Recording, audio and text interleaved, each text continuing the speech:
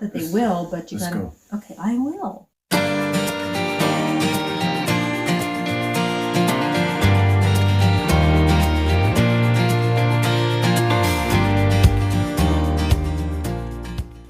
Hey there, it's Vicki Marie. Hello, I'm John. I got him on camera. And yep, he's here for he's the silent partner on this channel, by the way. He's usually nearby when I'm recording, and if not, he's my go-to for John. What should I do?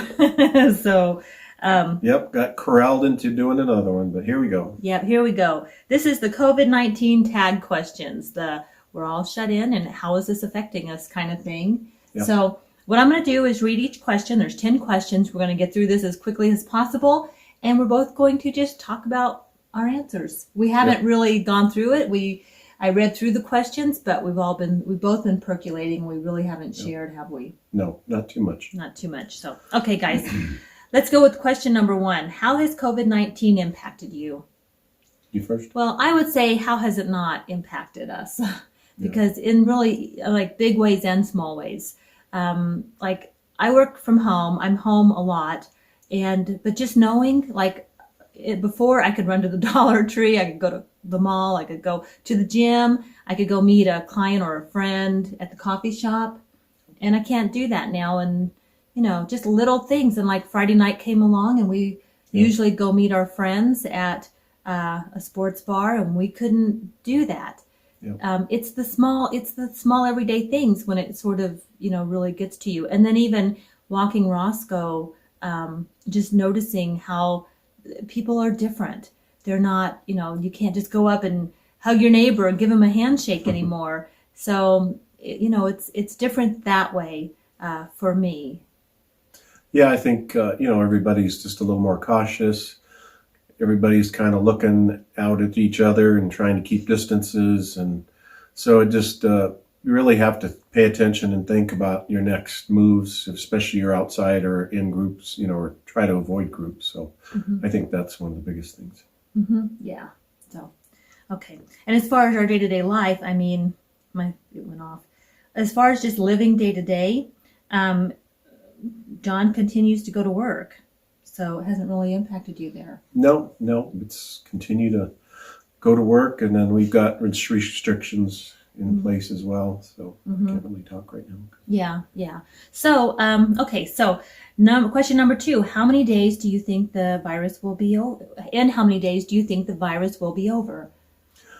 I'm hoping no more than a couple months, but who knows what the experts are saying, but hopefully it doesn't drag on too long. I think it's going to take a little longer than sooner, but I'm not an expert, but hopefully sooner than later.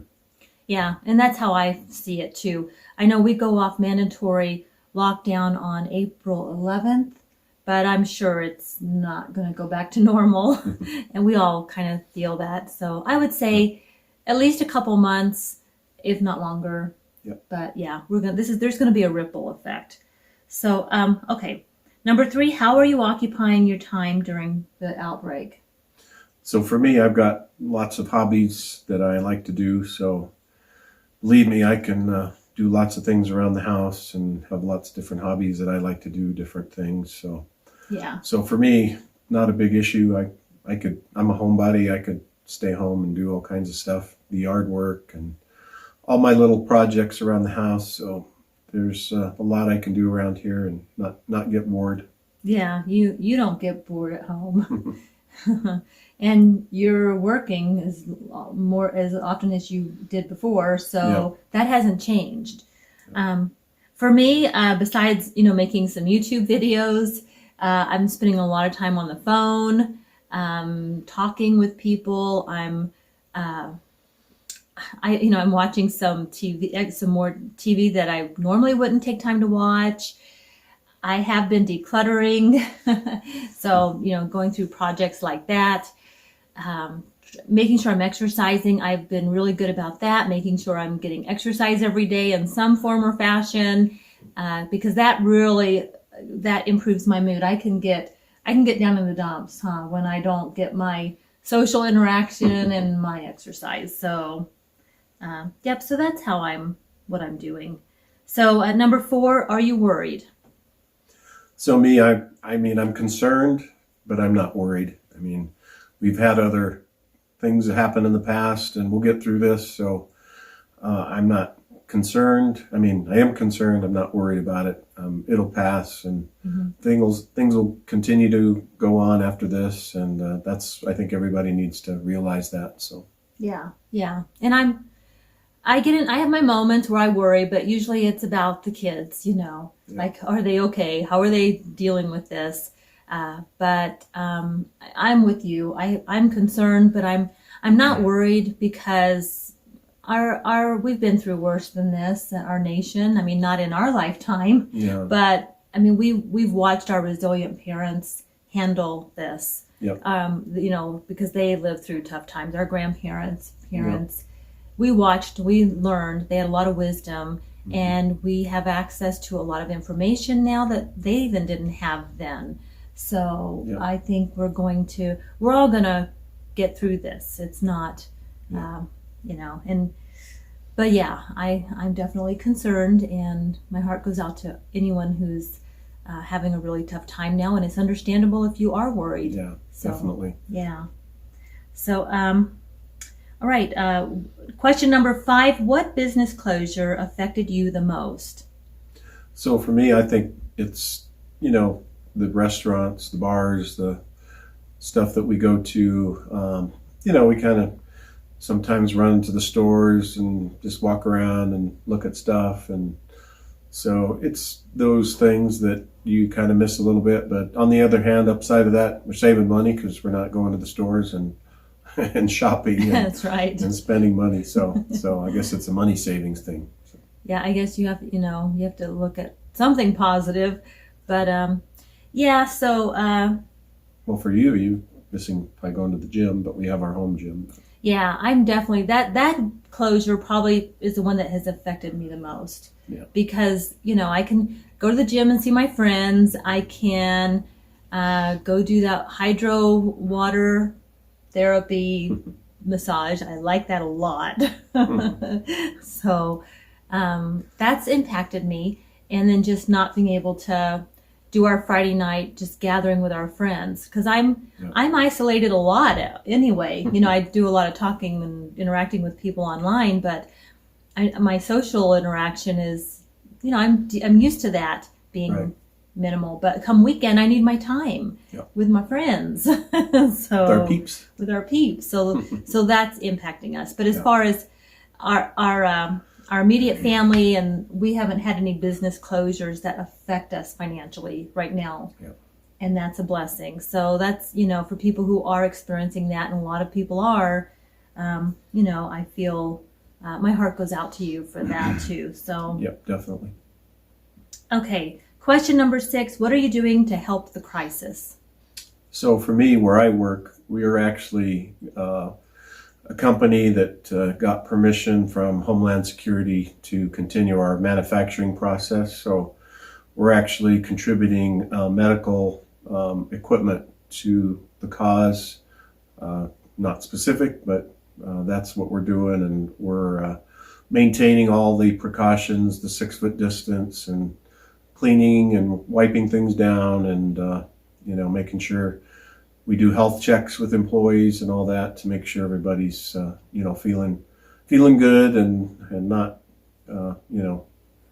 possibility of getting others sick. So that's what we're doing where I work. Mm-hmm. Yeah, and because he is going out every day and coming home. For my part, is he comes home and isolates. And we're together, so I isolate because, we have to do that. I can't, we're supposed to be doing it anyway. So I'm just staying away from, I'm not going into the stores. I haven't been out of the house in a week. But I'm staying away. I'm staying home. And when we do have to go to the store, it will be one of us, probably me, and it will be for just a few crucial items to pick up maybe some medication, like over-the-counter kind of stuff, when we need to. But we're pretty well stocked up. I will probably be making a Walmart run here in the next few days, and it will be like once every week and a half to 2 weeks. Mm-hmm. So that's what I'm doing, and I because of, my background, I spend, I'm talking to a lot of people and offering those things because we all need someone to talk to, and sometimes just having a listening ear really helps. So I'm doing a lot of listening and a lot of praying. So, okay. Question number 7. Do you know anyone who has it or is in self-isolation right now? No, I don't know of anyone that's in isolation.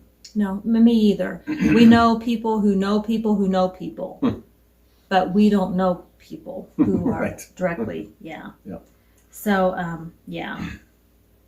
So, do you think more can be done to fight this outbreak?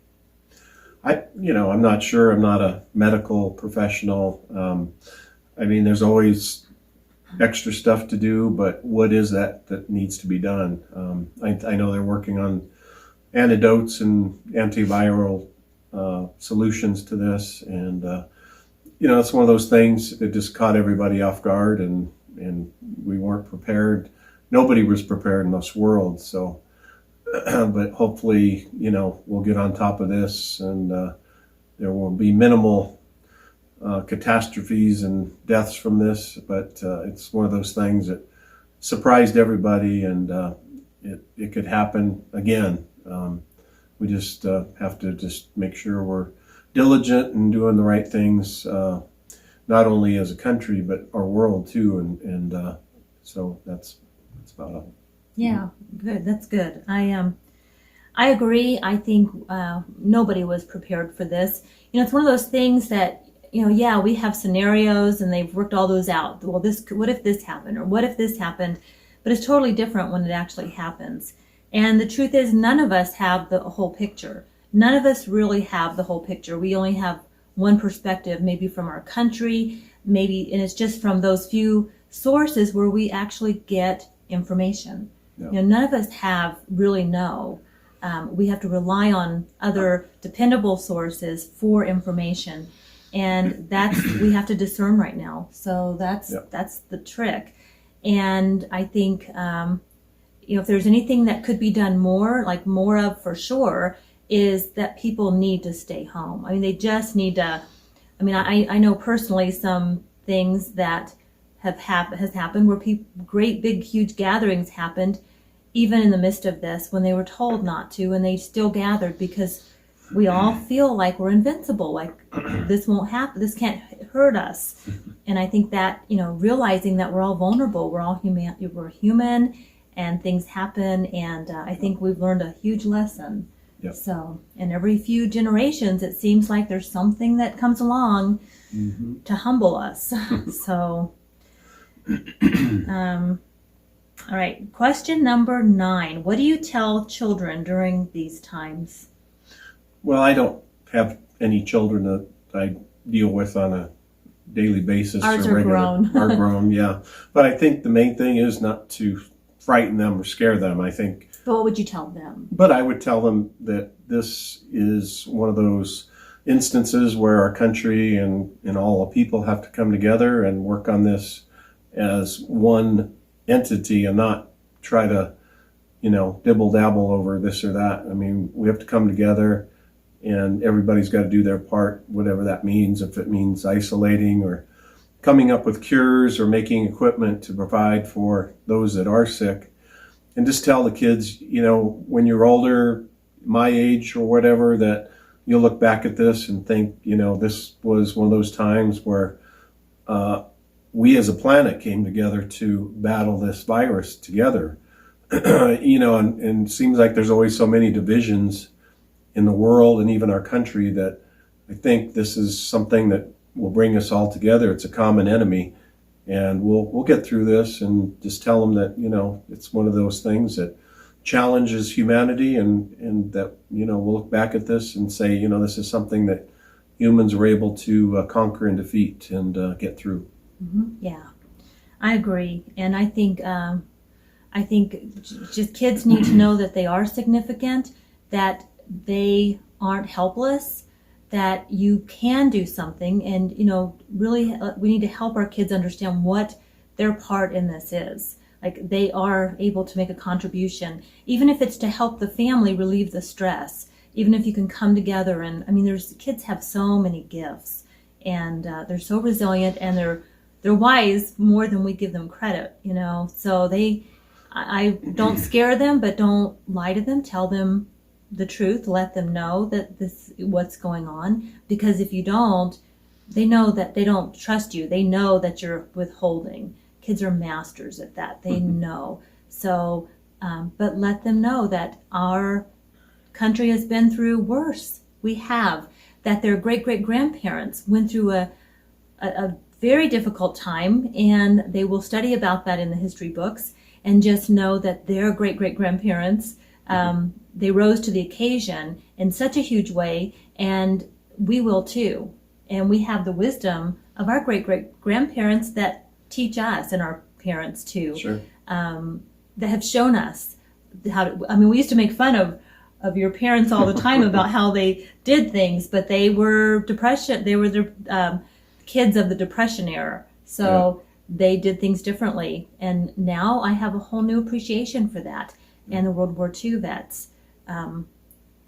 Watch them. They're strong. They're not frail. Their bodies might be frail, but they are strong-spirited. And they have a lot of wisdom to teach us. And we should have been listening to them long before this. So that's what I would tell kids. Don't worry. We've got this. So, okay. Question number 10. In your opinion, what do you think COVID-19 is? I really don't know the specific terms, but it's a virus. That's about all I know. Yeah. Is it an alien virus? I've heard a lot of different. He hasn't watched all the videos. He hasn't had time. There's lots of things out there. People are talking, and it's fun to do that. It's fun. It helps us to relieve the stress, to think, and to just kind of conjure up what ifs in our mind. But the truth is, we don't know. It's a virus, and did it start in a bat cave somewhere? I don't know. I don't know. Depending on who you talk to, we have to go and rely on the sources that we're getting our information from. Right. And I don't know that right now that we're all going to agree on that. We're just not. There's too many. We're diverse people. There's too many of us. We're never going to agree on what this is. Right. But we can agree on how we're going to deal with it. So. Yep. One team, one effort. We got to go after it and defeat it, and make sure everybody gets through this safely and without causing a lot of panic. Yeah. All I can say is, if it is aliens, I think I have a good relationship with them. Because you are one sometimes. And you are too. All right, guys. Well, that's our tag video. I hope that, I don't know that we said anything new or added anything new to the conversation, but that's our perspective. Yep. And I want to thank you guys for joining us today. This is a very serious topic, and there is a lot of fear, rightly so. And, our hearts go out to you, our prayers. If you are having a hard time with this, we understand. And hopefully by just talking about it and trying to keep it light, because, it would be easy to go to a dark place, but, just trying to keep our heads on and stay focused. Yep. I think that's helpful. And so, yep, I agree. So, all right. Well, this is an open tag. I'm going to put in the description the questions. I watched. I saw this on Lori Fluffy Nomo's channel, and then I saw it on Grey Wolf Fitness's channel, and I think it was created by Curtis at Flex Bullet Fit, and I will put his YouTube channel in the description as well. It's an open tag, so if you would like to do this, I invite you to do so, and let me know if you do, so that I can come and watch your video and we can join the conversation. So thanks everyone, and I want to thank my lovely partner here in joining me for this. Yes, I got corralled again, but yeah, I expect some payback. So, no, I'm just oh teasing. Lordy, who knows? All right, dear. Well, Thank you very much. You're welcome. All right, guys, have a wonderful day. Don't forget to subscribe. Yep. And leave me a comment. Give me a thumbs up, us. And everybody have a safe time out there and be careful. yes, take good care. Wash your hands. Don't touch your face. And yeah, take good care of yourself. Mm-hmm. We'll see you, or I will see you on the next video. I won't see you. You might. Okay. All right. Bye-bye. Bye, everyone.